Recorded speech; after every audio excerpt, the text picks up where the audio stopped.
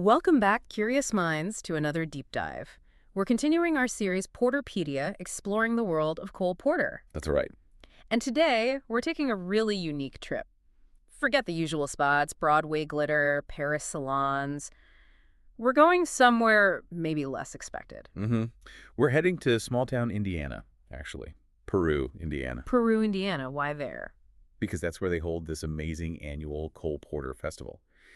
Our source material gives this incredible picture of how a whole community just wraps its arms around this global icon year after year. Fascinating. So it's about local roots, even for someone as, worldly as Porter. Exactly. It's a real testament to that connection. Okay, so let's dive in. Our mission today: figure out how Peru pulls this off, how it turns into this, vibrant stage, proving maybe that sophistication and small-town charm can definitely mix. Yeah, they're not mutually exclusive at all. We want to unpack what the festival is, why it matters so much to Peru, and what kind of magic happens when a town keeps singing these songs. Let's get into it. So, first things first, what actually is this festival at its core?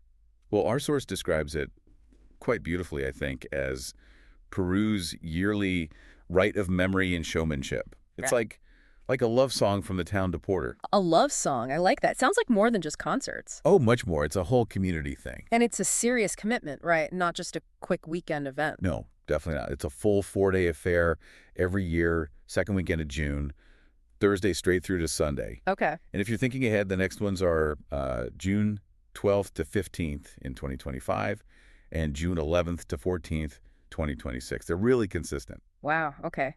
And for people maybe not familiar with Indiana's geography, where exactly is Peru? It's in north-central Indiana. If you're coming from Indianapolis, it's about maybe 70-odd miles north, like an hour-and-a-half drive. Right. From Chicago, it's further, maybe 220, 250 miles southeast, so 3.5, 4 hours, something like that. And the festival itself happens right in town. Yeah, mostly focused on the downtown area. It's compact, very walkable. It creates this this small-town vibe with big-hearted hospitality, as our source puts it. You really feel like you're in Peru, not just at some event venue. That makes a huge difference. But okay, the big question.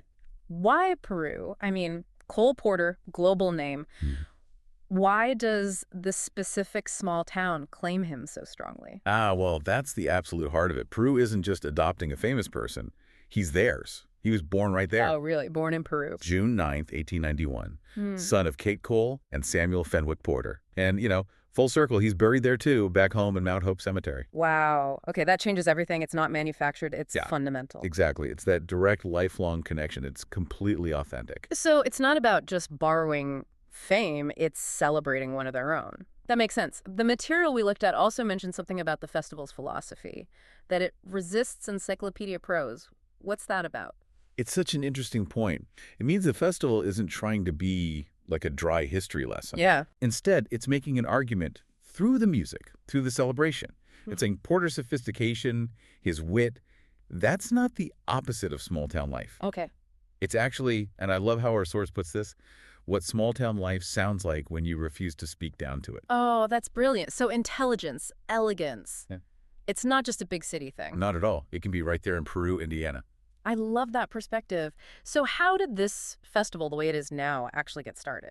Well, the current form really came together in the early 1990s. The spark was apparently all the talk around Porter's birth centennial, which was 1891. Makes sense, 100 years. Right. But the roots go way deeper, into the local museum culture, the historical society, and driven by these indomitable Hoosier volunteers, is the phrase used. Indomitable Hoosier volunteers. Fantastic. Yeah. And special credit goes to a woman named Farrell Meeker from the Miami County Historical Society. She was apparently key in getting it off the ground. So, real grassroots effort. Totally. And today, it's officially presented by a group called Rediscover Downtown Peru. They're a nonprofit, a 501c3, so it's all about community benefit. That history, that community drive is why it works. Okay, so we understand the why and the how it started, but what's it actually like to be there? What kind of experience do you get? Well, it sounds like a blast, honestly. The source describes it as unabashedly homemade and cleverly curated. Homemade and curated. Interesting mix. Yeah, like a grab bag of talks, tours, and slightly tipsy pedagogy. Slightly tipsy pedagogy. Okay, I'm sold. That sounds way more fun than a standard lecture series. Doesn't it? They also call it a small town's version of a university symposium with better dessert. which tells you a lot about the vibe. It really does. Yeah. So can you break down the schedule a bit? What actually happens over those 4 days? Sure. Well, music is obviously huge. There's free live music pretty much constantly, day and night, on an outdoor stage, and then cabaret acts in the evenings. But it's really varied. Like Thursday often kicks off with a show by the local theater group, the Ole Olson Memorial Theater. Ole Olson? Like the comedian? Yeah, named after him. He was from Peru, too. Anyway, they often premiere a new Cole Porter review at the old train depot. What, the train depot? Cool venue. Right. And importantly, cocktail hour included. Sets the tone. Definitely sets a tone. What about Friday and Saturday? Fridays often have things like a free movie screening. Porter looks great on film, apparently, and maybe a progressive dinner that gives a nod to his later New York life, like menus inspired by the Algonquin. Oh, clever. Connecting the dots. Exactly. And then Saturday's usually jam-packed. Okay, hit me. What's on Saturday? Bus tours. Yeah. You can see the cemetery, the birthplace, and get little bits of local gossip tidbits about who dated whom. Huh. Love the local color. Right. Then there's stuff like music at the museum, where local musicians act as guides, sharing insights. Plus, multimedia talks that really dig deep. Like focusing on specific slivers of the catalog, not just the hits, but maybe the structure of his bridges and ballads or really obscure B-sides. It's for people who want to go beyond anything goes. That's perfect for our Porter-Pedia listeners, really getting into the weeds. Totally. It explores who he borrowed from, what he revised, how this kid from, quiet Miami County got that ear for champagne sophistication. And you mentioned the birthplace. That's a physical place you can visit during the festival. Oh, yeah. It's central. Literally, it's a restored house. Apparently, it had fallen on hard times. Ah. Yeah, the source mentions a great quote from the mayor who joked it went from meth lab to magic. Wow. Quite the turnaround. Isn't it? Local theater folks and preservationists really saved it. It was dedicated in 2007 as this kind of museum/inn, and it often features in the festival, like maybe a champagne brunch there on Sunday to wrap things up. Brings it all back home. It sounds less like separate events and more immersive, like the whole town gets involved. That's exactly the vibe. Our source calls it a civic potluck atmosphere. Civic potluck. Okay. Yeah, beyond the official stuff, downtown restaurants do special menus, plates of Peru. The farmer's market adjusts its hours. The high school might open up its art collection. The streets kind of become the stage. A proscenium, as the source said. Right. With, Hoosiers doing their best Christine Ebersole impression for each other.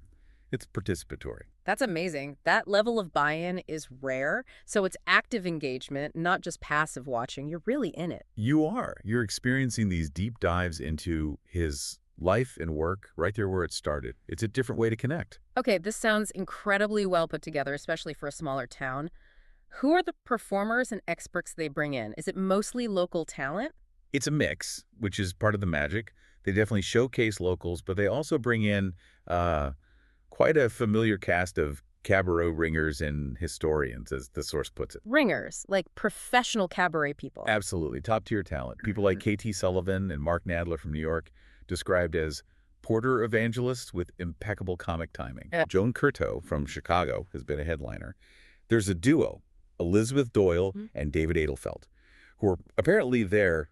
So often they're called practically part-time Peruvians. They were there in 2025. That's dedication. And they bring in historians, too, like Charles Troy, who does these multimedia lecture recitals, so you get the performance and the context. That's a really strong lineup for a town of, 12,000 people? It's remarkable. And there's another layer, too, a family connection. Yeah, it really adds to the intimacy. One of the current producers, Gisela Cotty Roberts, apparently a distant cousin of Porter. No kidding. Yeah. And another person involved, Chris Badami, too. This neat genealogy, as the source calls it, makes the welcome desk feel almost like signing in for a family reunion. That adds such a personal touch. You wouldn't get that in New York or Paris. Not like this. It must lead to some amazing moments. Any specific stories or anecdotes that really capture that spirit? Oh, there's a fantastic one from 2007. Patricia Morrison. The original Kate from Kiss Me Kate. The very one.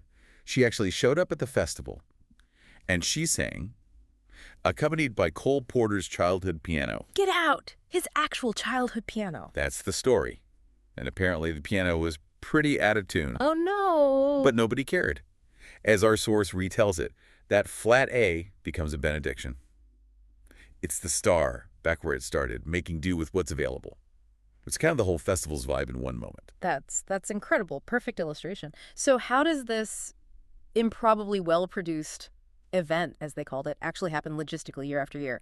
What's the organizational secret sauce? It seems to be all about shrewd partnerships. It's not just one group doing everything. Okay, like who? Well, you've got the Miami County Historical Society there, the content engine bringing the history.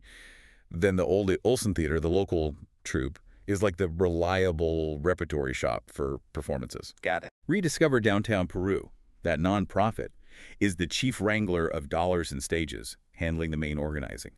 And even City Hall is involved, like a silent co-producer, helping with permits, logistics, just being patient. So real collaboration across the board. Absolutely. It's so ingrained that official city documents apparently list the festival as a defining feature of the civic year.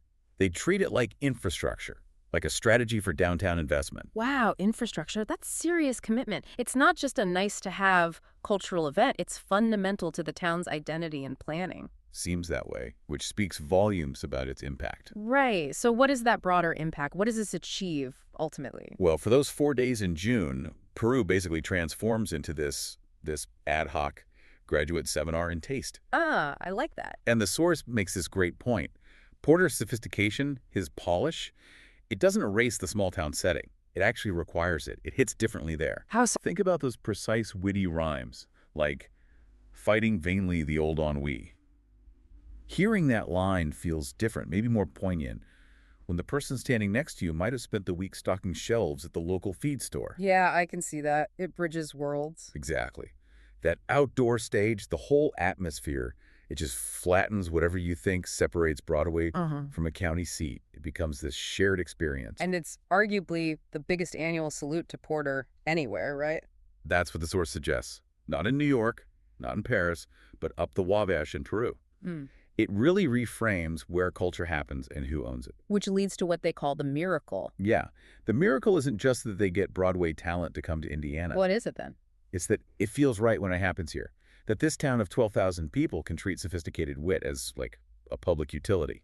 And melody is just a shared language everyone speaks. Treating wit as a public utility, that's fantastic. It's an amazing example of a community truly cherishing and sharing art. Well, that was an incredible deep dive. Really understanding how a small town like Peru, Indiana, doesn't just preserve, but actively celebrates a giant like Cole Porter. It's genuinely inspiring. It really is. What strikes me most is that blend the global sophistication of Porter with this really intimate local community feel. It proves that appreciating great art isn't just about big city galas. Right. It's also about that genuine connection, that shared experience, right where the story began. It shows the power of local engagement in keeping cultural heritage alive and personal. Definitely. And if you, our listeners, are intrigued by this unique celebration, and honestly, how could you not be? You can find out more. Yeah, check out the official Cole Porter Festival website for details on the coming dates. They're also on Facebook and Instagram, apparently. And you can even subscribe for updates so you don't miss anything. Good tip. So, as you're thinking about all this, here's something to mull over, a final thought for you. Oh. How does this kind of local grassroots celebration, like what Peru does for Porter, how does it enrich our understanding of an artist's work in a way that maybe grander, more formal tributes might miss? And maybe even more fundamentally, how does that shared communal experience change the way we actually hear the music itself? Yeah. Something to think about.